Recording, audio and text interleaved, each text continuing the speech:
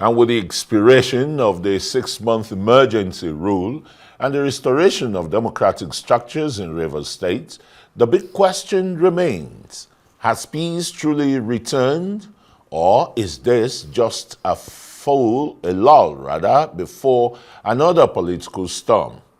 In this special report, Arise correspondent Friday Oloko examines the winners and losers of the emergency period, the politics underneath it all, and what the unfolding drama means for the 2027 general elections. His report. Democracy, as conceived by its early architects, was built on pillars of representative governance, the rule of law, citizen participation, separation of powers, and respect for human rights. But over time, political manipulation and institutional abuse have weakened these ideals, sometimes inviting military interventions, ironically, to rescue democracy from its own practitioners. In Rivers State, South Nigeria, such aberrations reached a boiling point early this year, climaxing on March 18, 2025, when President Bola Ahmed Tinubu declared a state of emergency, suspended all democratic institutions, and appointed Vice Admiral Ibok Ete-Ibas, retired, as sole administrator. The decision stemmed from an intense powers tussle between Governor Siminalayi Fubara and a faction of the State House of Assembly, loyal to FCT Minister and former Governor Nyesom Wike.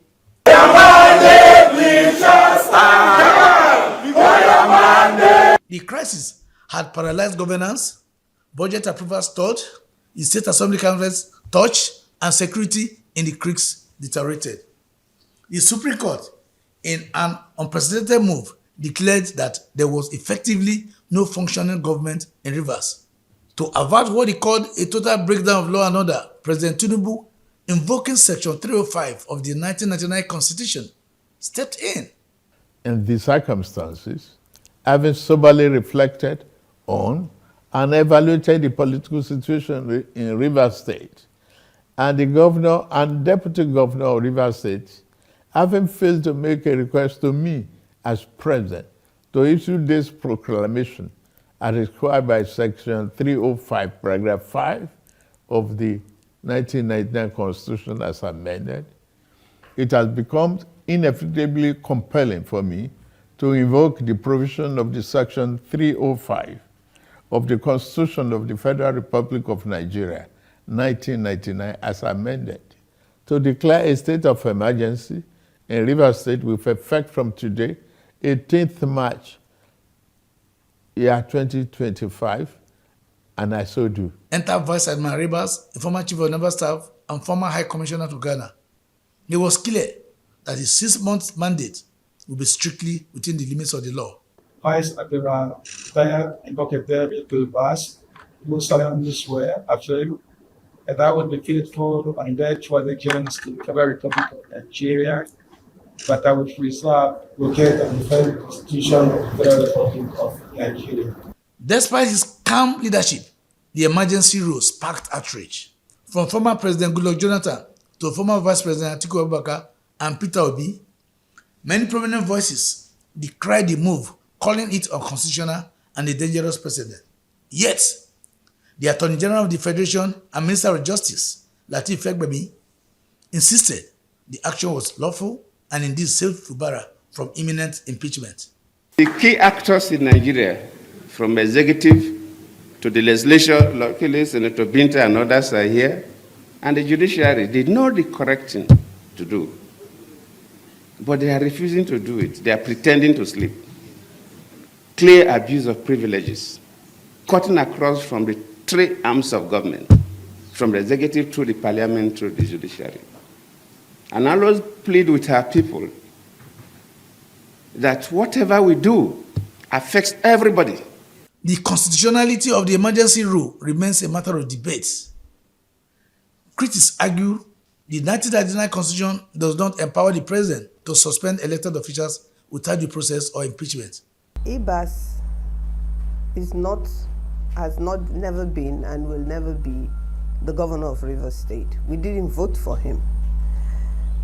In terms of performance, he didn't perform. What did he perform? He himself has told us that he came on the mandate of the President of Nigeria. What is that mandate? It's clearly, as he said, to conduct the local government elections, which he claims was free and fair, and which majority of Rivers people did not come out and therefore did not vote. And therefore, if you look at the results of how the local government elections were conducted, the results was introduced to the people of Rivers State, that was not a local government election. Even former President Olusegun Obasanjo, speaking days after the declaration of emergency, warned that democracy in Africa has been failing due to internal sabotage, not external threats. Government of the people, of small number of people, by small number of people, over large number of people. Now that is not democracy that will endure. So if you are talking of democracy failing in Africa, democracy in Africa has failed. And why has it failed? Because it didn't have any in context and in content. It's not African. Still, supporters of the move say President Tinubu acted to save the state from chaos and in the process bolstered his credentials as a leader who can make tough calls. Vice Admiral Abbas, meanwhile, will go down in history as the man who calmed the storm, however temporarily. But while President Tinubu may have gained political mileage, the same cannot be said of Governor Fubara, Deputy Governor Ngozi Odu, or the Rivers State House of Assembly. Many analysts argue that they were the real losers, effectively benched for 6 months and sidelined in a power game they once controlled. The Rivers people are so excited to see their governor because since he left, everything came to stand still. If we're talking of Mr. Project, same Fubara is the Mr. Project. He has projects across the whole state. There's no local government that he was not having project running.